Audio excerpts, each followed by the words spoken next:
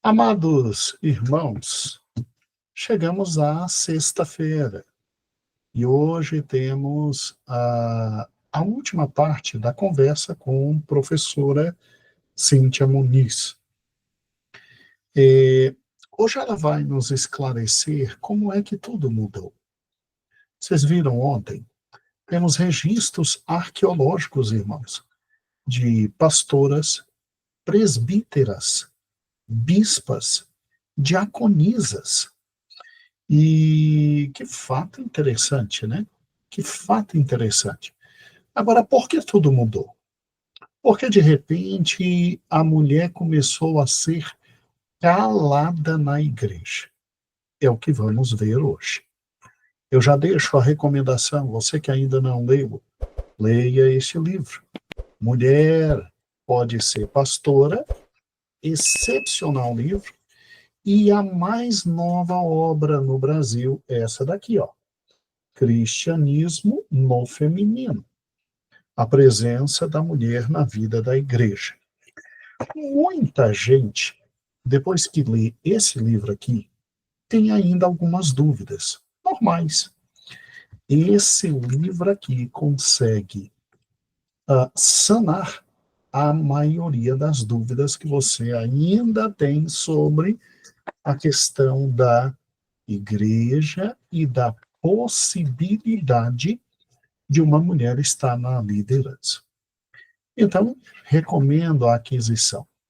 Agora vamos para a última das aulas.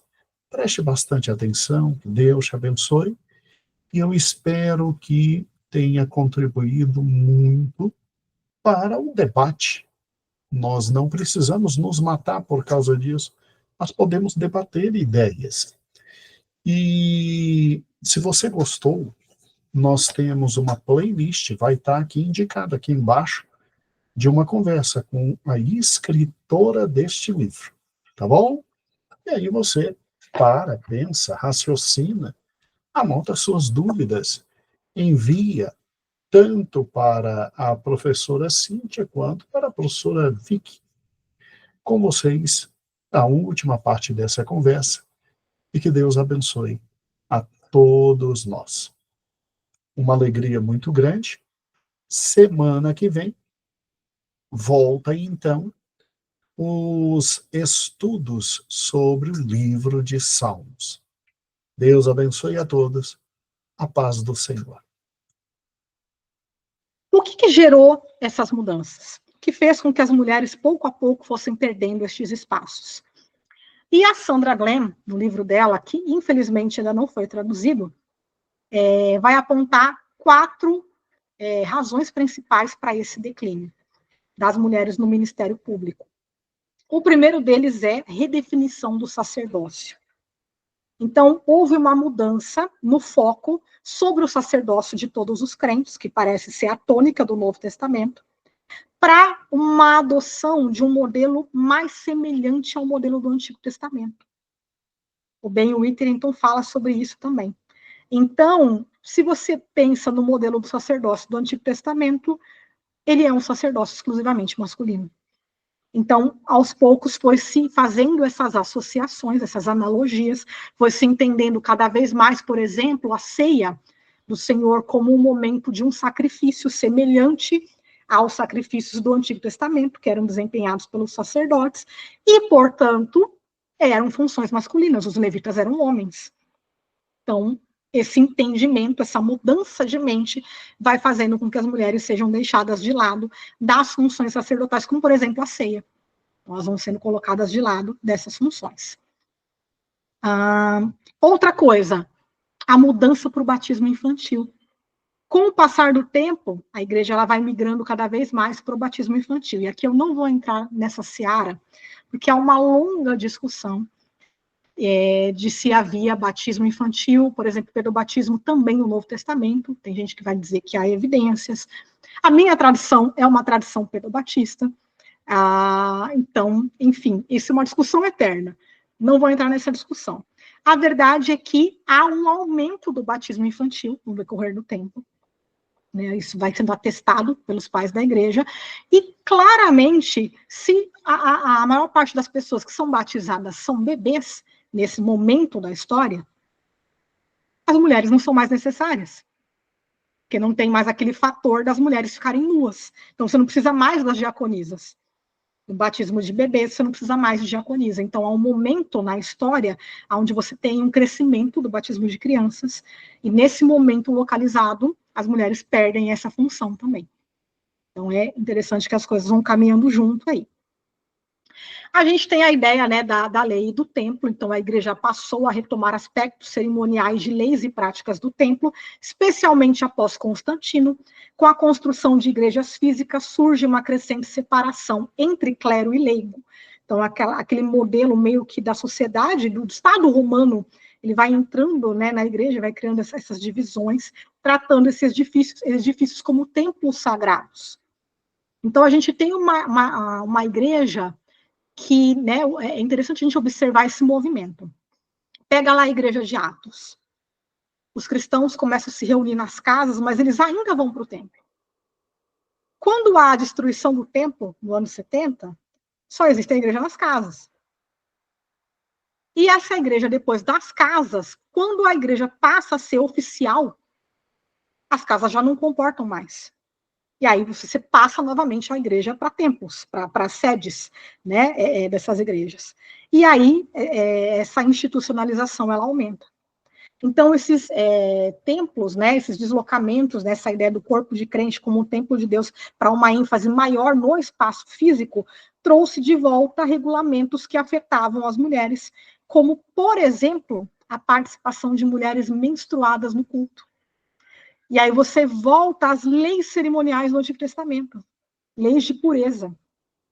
E existem menções claramente a isso, né? As mulheres menstruadas não poderiam oficiar, né? Porque agora a gente está falando de uma realidade que é templo, que é sacerdócio, que tem que ter pureza. A gente está voltando para essa visão do Antigo Testamento. E também por questões de antropologia, do entendimento do que era o homem. Lembra que eu falei do Aristóteles, a visão grega sobre a natureza da mulher? Isso passa a influenciar líderes cristãos, pais da igreja, e até mesmo até os reformadores, que passam a ver as mulheres como mais fracas, volúveis, levianas, de inteligência mediana e instrumentos escolhidos do diabo. E aqui eu vou colocar só alguns para não te assustar muito, para você não desanimar dos pais da igreja. Tertuliano, as mulheres são a porta de entrada do diabo. Bem bonitinho assim. João Crisóstomo, Deus manteve a ordem de cada sexo, dividindo os negócios da vida em duas partes, e atribuiu tarefas mais necessárias e aspectos benéficos ao homem e menos necessários, matéria inferior, para a mulher. Ele vai dizer, o sexo, né, a mulher, é fraco e inconstante. E cada vez mais eles vão assimilando essas ideias. Olha Agostinho de Hipona, amamos Agostinho? Amamos Agostinho. Mas Agostinho dizia umas coisas sobre as mulheres que, olha, Satanás fez seu ataque à parte mais fraca da aliança humana, para que pudesse gradualmente ganhar o todo, e não supondo que o homem prontamente lhe daria ouvidos ou seria enganado. Então, olha, para ele, o homem nunca seria enganado. Então, Satanás, ele vai na parte mais fraca, engana a mulher para depois enganar o homem. Olha a leitura de Gênesis. Outra frase dele, a mulher foi dada ao homem, a mulher de pequena inteligência que talvez ainda viva mais de acordo com sugestões da carne inferior do que pela razão superior. É por isso que o apóstolo Paulo não atribui a ela a imagem de Deus. Olha a interpretação dele de 1 Coríntios, por exemplo. Está dizendo que a mulher não tem a imagem de Deus. Sendo que lá em Gênesis diz, homem e mulher, Deus os criou, sua imagem e semelhança. E eu não consigo pensar em nenhuma razão para a mulher ser feita como ajudante do homem se descartarmos a procriação. Então, a mulher só serve para ter filho, na cabeça de Agostinho. Como eu disse, gostamos de Agostinho, gostamos de algumas coisas, mas eles não eram infalíveis, tá, gente? Eles eram muito influenciados pelo seu tempo. Guarde isso que eu estou falando. Boa parte das proibições com relação às mulheres, sejam lá nos primórdios da igreja, nos primeiros séculos, na era medieval, ou até mesmo hoje, são mais relacionados a questões culturais do que a questões bíblicas propriamente ditas. Então, elas vão influenciar a interpretação que se faz da Bíblia. Boaventura, o diabo procurou provocar a queda da mulher mais fraca para que, através dela, pudesse derrubar o sexo mais forte.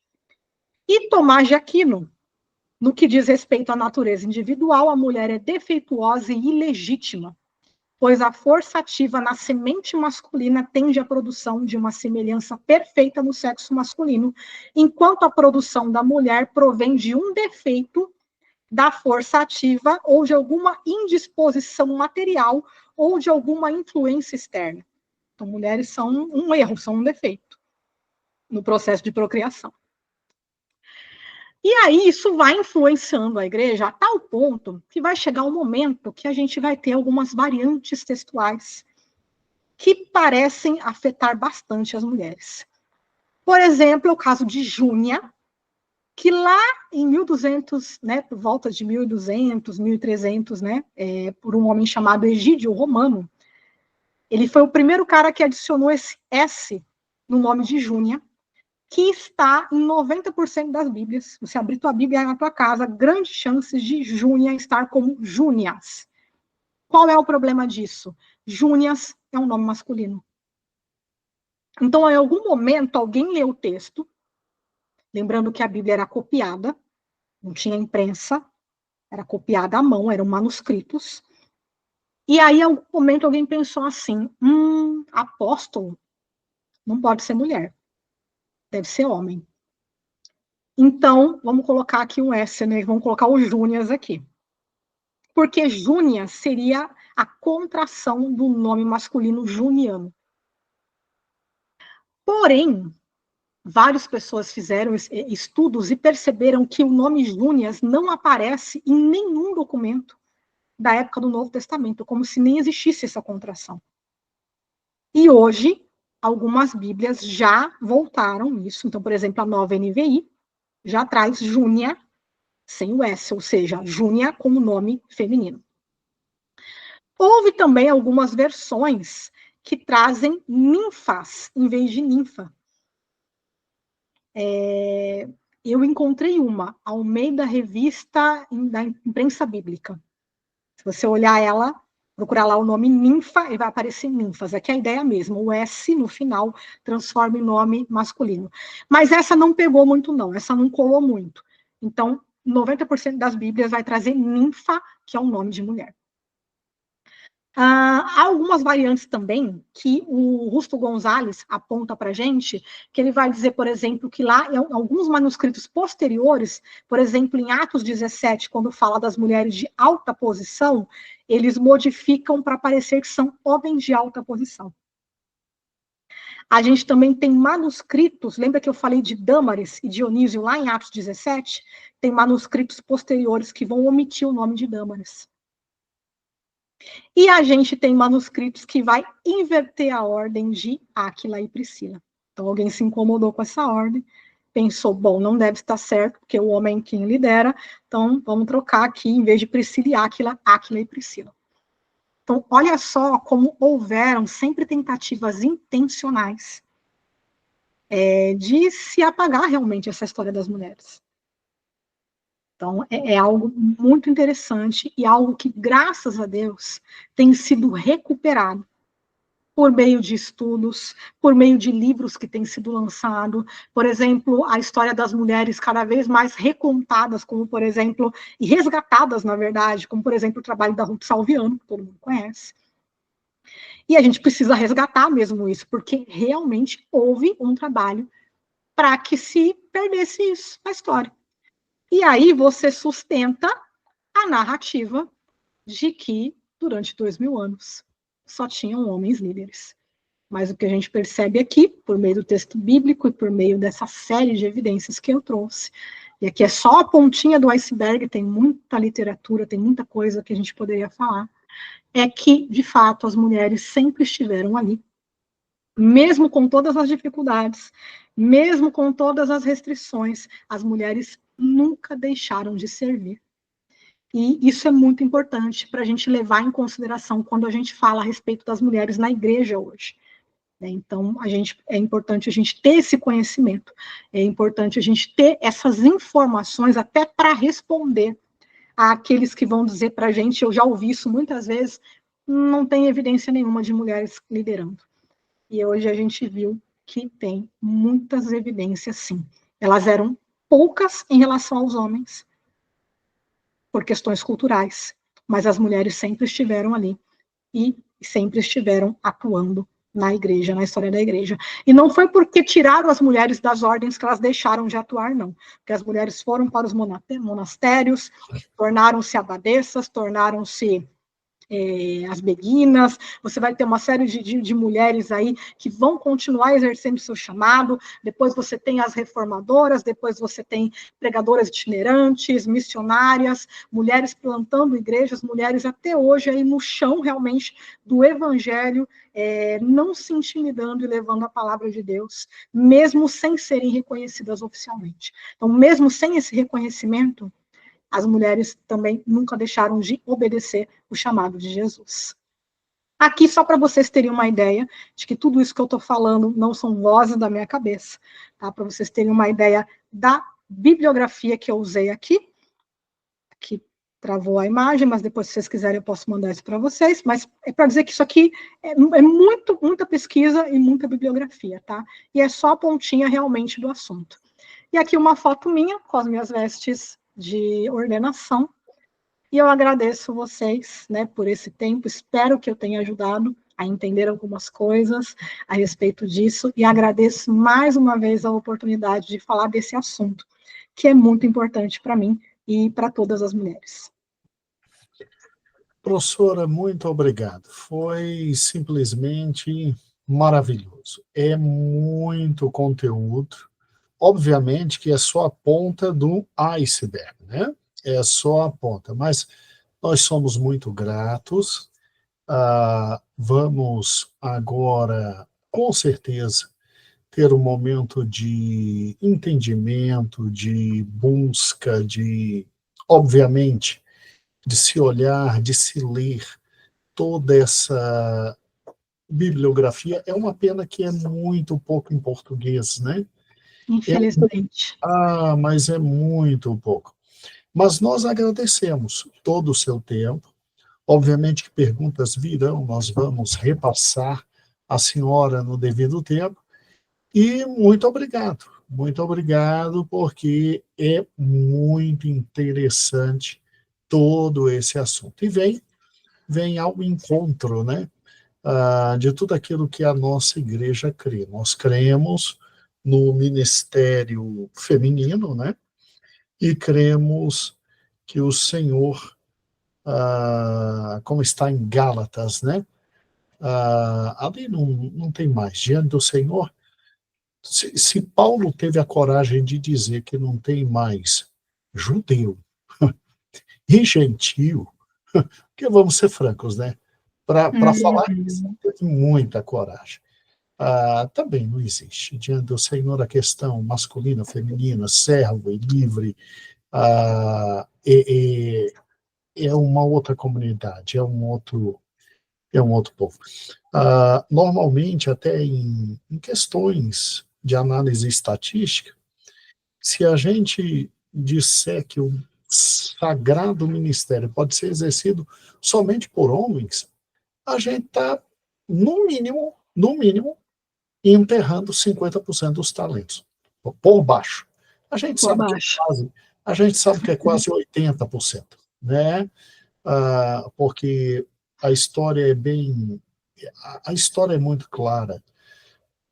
Toda vez que não se tinha a figura masculina, quando se tinha, a figura feminina estava ao lado. Quando não se tinha, por motivo de guerra e etc., né, quem segurou a igreja foram as mulheres. Foram as mulheres. Isso está provado, e graças a Deus por tudo. Muito obrigado, parabéns pelo ministério, sucesso no ministério e até a próxima ocasião. Uma palavra final de uma a pastora anglicana. Nós nunca tivemos a oportunidade de ter uma oração de uma pastora anglicana no nosso meio. Que bom. Agora estou entendendo porque o amor por N.T. Wright, né? Ah, com certeza. Bispo anglicano. Sim, sim. Uma palavra final, querida pastora, e uma oração para encerrarmos. Agradeço mais uma vez, e que bom que existem igrejas que valorizam mulheres, porque pouca gente fala sobre isso, mas o fato de mulheres muitas vezes não poderem exercer os seus dons traz dor às mulheres, e até mesmo adoecimento físico e mental. Imagina você se sentindo vocacionada por Deus, tendo esse chamado queimando no teu coração, o chamado para pregar, o chamado para liderar, e você não ser aceita na tua comunidade, e se sentir até uma aberração por conta disso, né? Muitas vezes, mulheres se perguntam, será que tem alguma coisa de errado comigo? Então, saiba que é muito importante ter esse espaço. É muito importante, eu sempre falo, a gente não está falando de questões culturais, de feminismo, não, gente. A gente só falou aqui de Bíblia e de história da igreja. A gente não falou nada de feminismo aqui, a gente não entrou em nenhuma dessas questões.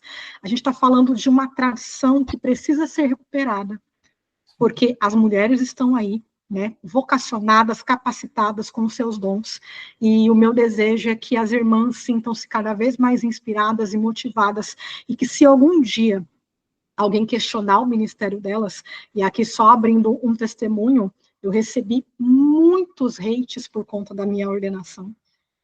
Fui xingada de tudo que vocês puderem imaginar. Disseram que a minha ordenação veio do Satanás, que eu era uma falsa líder, que eu era uma herege, me chamaram de todos os nomes. Permaneçam firmes.